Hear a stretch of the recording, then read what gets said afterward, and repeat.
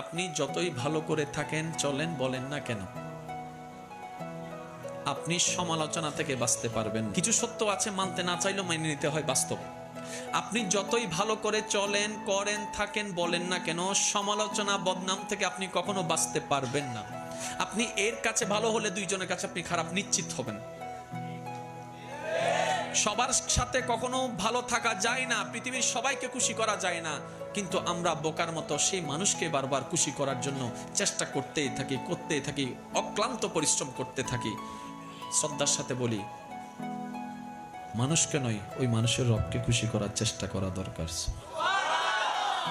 কারণ এই মানুষ কখনো আপনাকে আমাকে থ্যাংক ইউ না দিলেও ওই রবের রহমত আমাদেরকে ভরপুর করে দিবে। সুবহানাল্লাহ।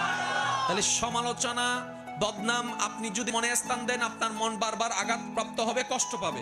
তাহলে যেই জিনিস আমাকে বারবার আঘাত দিবে সেটা আমার রাখার দরকার নাই। সেজন্য সবাইকে শুধু ক্ষমা করতেই থাকবেন। মনে রাখবেন, যে ক্ষমা যত বেশি করতে থাকে তে তত বেশি সুখে শান্তিতে থাকতে পারে। সুবহানাল্লাহ। আর আল্লাহ ধৈর্য ধারণকারীকে পছন্দ করে, যারা জীবনে অর্থনৈতিক কষ্ট, পারিবারিক কষ্ট, সামাজিক কষ্ট, মেন্টালি কষ্ট, বন্ধুদের কষ্ট, স্বামীর কষ্ট, স্ত্রীর কষ্ট, সন্তানের কষ্ট, বিভিন্ন কষ্টে জর্জরিত হয়েও যে মুখে মুচকি হাসি রেখে রবের উপর ভরসা করে নবীর মুহাব্বত নিয়ে